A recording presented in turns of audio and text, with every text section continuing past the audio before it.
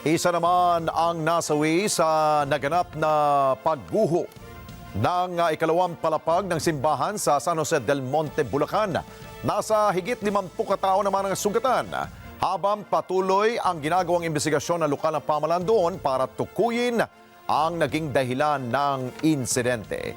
Kunin natin ang live report ni Erlo Morigas. Erlo, ano bang dahilan dyan? Well, Alex, patuloy ang investigasyon ng lokal na pamahalaan dito nga sa naganap na pagguho ng ikalawang palapag nitong isang simbahan dito sa San Jose del Monte, Bulacan. Isa na nga sa tinitignan na posibleng dahilan ng LGU ay dahil na rin sa kalumaan nga nitong gusali. Video na ibinahagi sa Net25 News, makikitang hindi na magkamayaw pa mga tao na nasa loob ng simbahan na yan kung papaano kukunin at sasagipin ng mga natabunan ng gumuhong ikalawang palapag sa barangay Tungkong Mangga, San Jose del Monte, Bulacan kaninang umaga. Wala nang nagawa ang ibang mga nasa loob ng simbahan kundi sumigaw na lang at nagpanik.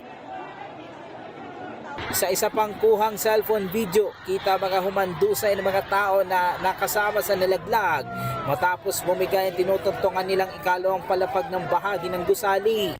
Naganap ang aksidente na yan pasado alas 7 ng umaga ngayong Miyerkules habang may mga tao sa loob ng simbahan.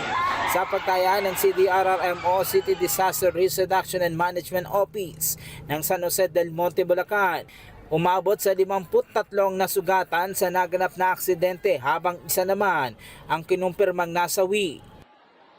Batay sa pahayag ng mga saksi, napuno na lamang ng malakas na sigawan ang loob ng simbahan matapos nangyari ang pagguho. Agad namang rumesponde mga tauhan ng CDRRMO maging ang San Jose del Monte Police Station, Bureau of Fire Protection, maging ang City Engineering Office, Sidewalk Clearing Operations Group at City Health Office maging ang CDRRMO sa naganap na aksidente. Isinugod naman agad sa mga ospital ang mga nasugatan. Nariyan isinugod sa ospital ng lungsod ng San Jose del Monte, Tara Hospital, Brigino General Hospital, sa Skyline Hospital, Labpro Diagnostic Center maging sa Grace General Hospital. Ayon sa lokal na pamahalaan, patuloy ang kanilang investigasyon sa naganap na aksidente. Isa nga sa kanilang aalamin ay kung posibleng sa kalumaan na din ng infrastruktura o hindi na kinayang kapasidad ng ikalawang palapag kaya ito bumagsak. Doon sa investigasyon ng aming building official, lumalabas talaga na yung flooring hindi niya kaya yung bigat, no? Kasi iyon ay nailagay 30 years ago pa. So hindi mo alam ngayon kung sinong sisisihin mo. Sabi ko nga hindi natin alam kung buhay pa nga yung gumawa nun. So ngayon hindi natin na-realize na after 30 years, nung bumagsak ngayon, nakita namin na maraming anay. Sabi pa ni Robes, hindi din sakop ng gobyerno ang inspeksyon o patungkol sa infrastruktura ng mga simbahan dahil sa umiiral na batas. So yun ang nag-trigger siguro doon kaya bumagsak ta sobrang bigat dahil nagsabay-sabay. Usually kasi yung mga simbahan naman di ba, yung sekta ng reliyon. Hindi naman yan nai-inspect talaga ng gobyerno, di ba? Except for doon sa mga commercial building, yung mga residential, kasi ito'y binabayaran ng buwis, kaya hindi natin sila maobliga na ma-inspeksyon. Sinagot na rin ng lokal na pamahalaan ang lahat ng gastusin sa pagpapagamot ng mga nasugatan sa nangyaring aksidente. Lahat ngayon na nasa ospital libre, babayaran ng city government at syempre lahat ng tulong na pwede namin itulong. Etong namatay, gano'n na rin siguro ang gagawin ng city government. Pati yung kanyang paglilibingan dito sa aming libingan ng city ay libre na rin para nang sa ganun ay totally matulungan talaga namin itong dahil wala naman tayong masisi. Samantala, Alex, kinumpirma ni Mayor Arthur Robes na isang senior citizen yung nasawi dito nga sa nangyaring aksidenteng ito. Yan ay nasa edad na 80 years old. At tinulungan na rin nila yung pamilya para na nga rin doon sa kaukulang gastos pa, lalo na sa pagpapalibing. Wala pang ibinigay na karagdagang detalye ang lokal na pamahalaan doon sa mga age bracket, maging pangalan nitong mga biktima. Pero siniguro nilang nagpapagaling na ngayon sa ospital, yung iba nakalabas na rin at na-discharge na sa na-discharge na nga sa ospital matapos na maklear sa lahat ng posibleng danger sa kanilang mga sarili na tinamo nga dito ka sa nangyaring aksidenteng ito. Yan muna ang latest, balik sa Alex. Okay, Erlo, doon sa mga bilang ng mga nasaktan, 53 yun, di ba? Ano yung mga extent ng kanilang mga injury? Kanina nakausap ko yung hepe ng CDRRMO. Meron yata doon 3 na isa sa ilalim sa operasyon, surgery.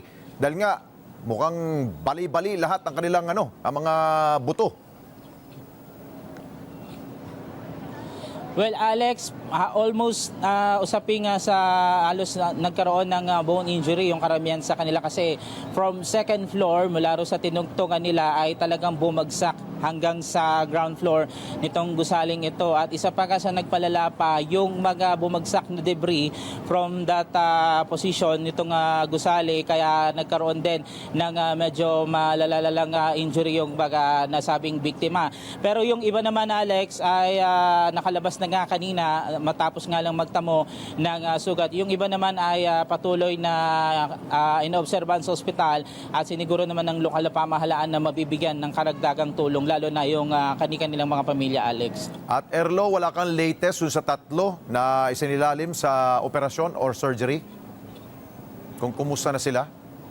Sa gayon, Alex, ay mag-undergo sila nag-operation ngayong araw na ito. Hanggang kinabukasan, extend pa rin doon sa naging tinamo nilang pinsala ay susuportahan nga sila ng lokal na pamahalaan hanggang sa matapos yung kanilang gamutan, Alex. Kung hindi ako nagkakamali, Erlo, yung 3, isang babae na 80 plus years old, yung isa 70 years old na lalaki at yung isa 49 years old na lalaki rin. So pakibantay ang 3 na yan dahil nga malubha ang kanilang mga natamong mga injury dyan sa nangyaring pagguho. Thank you so much, Erlo Bringas, mata natin sa Bulacan.